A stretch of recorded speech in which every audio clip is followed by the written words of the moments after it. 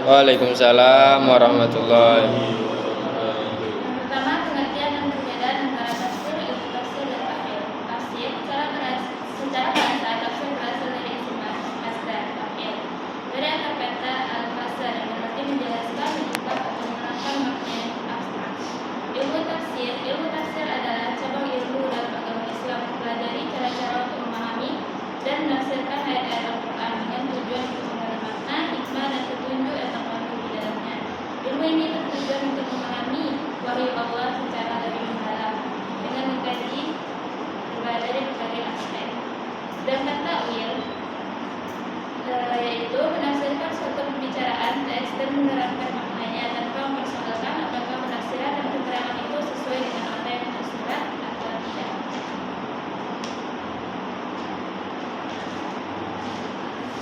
Syarat-syarat dan adab seorang mufasir. Adab-adab seorang mufasir yang pertama, dia bertujuan yang baik. Yang kedua, berakhlak mulia. Yang ketiga, taat dan beramal. Yang keempat, berjiwa mulia. Yang kelima, bersikap tawadhu. Yang keenam, tegas dalam menyampaikan kebenaran. Yang ketujuh, mendahulukan orang-orang lebih utama dari dirinya sendiri. Yang kedelapan, menggaris dan mengemukakan langkah-langkah penafsiran secara ilmiah dan sistematik. Yang ketiga, sejarah perkembangan tafsir Al-Quran pada masa awal klasik dan modern. Penafsiran pada masa klasik. Dalam periode klasik, tafsir Jami' al-Bayan karya Ibnu Jarir al-Tabari adalah sumber paling signifikan dari penafsiran berbasis tradisi. Lalu ada sejarah berdasarkan pada masa modern kontemporer. Kontemporer adalah istilah yang digunakan untuk menggambarkan hal-hal terkait dengan zaman sekarang atau masa kini. Tujuannya adalah untuk menyampaikan pesan-pesan Al-Quran yang mempertimbangkan konteks zaman yang sedang berlangsung dengan memperhitungkan pengaruh globalisasi, perkembangan teknologi, dan tantangan sosial yang dihadapi saat ini. Yang keempat ada tafsir bil ma'sur dan Rabi.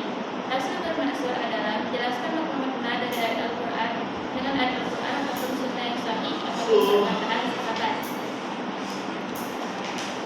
Sedangkan tafsir bil Rabi ialah tafsir berdasarkan ijtihad mufasir, pendapat atau ijtihad yang didasarkan atas sarana ijtihad. Yang kelima, kaidah-kaidah umum dalam menafsirkan Al-Quran. Kaidah penafsiran atau dalam bahasa Arab terkenal dengan istilah qawaid al-tafsir. Kata ini merupakan kata umum terdiri dari kata qawaid dan kata tafsir. Qawaid secara etimologis merupakan bentuk jamak dari kata qaidah atau kaidah dalam bahasa Indonesia. Kata kaidah sendiri secara semantik berarti asas, dasar, pedoman, atau prinsip. Yang keenam, metode-metode dalam menafsirkan tafsir Al-Quran. Yang pertama, metode tahlili. Yang kedua ada metode ijmali. Yang ketiga ada metode muqarrin. Yang keempat ada mawdu'i. Yang ketujuh, penafsiran dengan tahlili. Secara umum, tahlili bermaksud menjelaskan sesuatu pada unsur-unsurnya secara terperinci. Yang kedelapan, metode penafsiran dengan ijmali. Metode tafsir ijmali adalah penafsiran Al-Quran dengan uraian singkat dan global tanpa uraian panjang lebar. Yang kesembilan, metode penafsiran dengan muqarrin. Secara etimologis adalah menafsirkan sekelompok ayat Al-Quran atau suatu surat tertentu dengan cara membandingkan antara ayat dengan ayat atau antara ayat dengan hadis atau antara pendapat ulama tafsir dengan menunjukkan aspek-aspek perbedaan tertentu dari objek yang dibandingkan.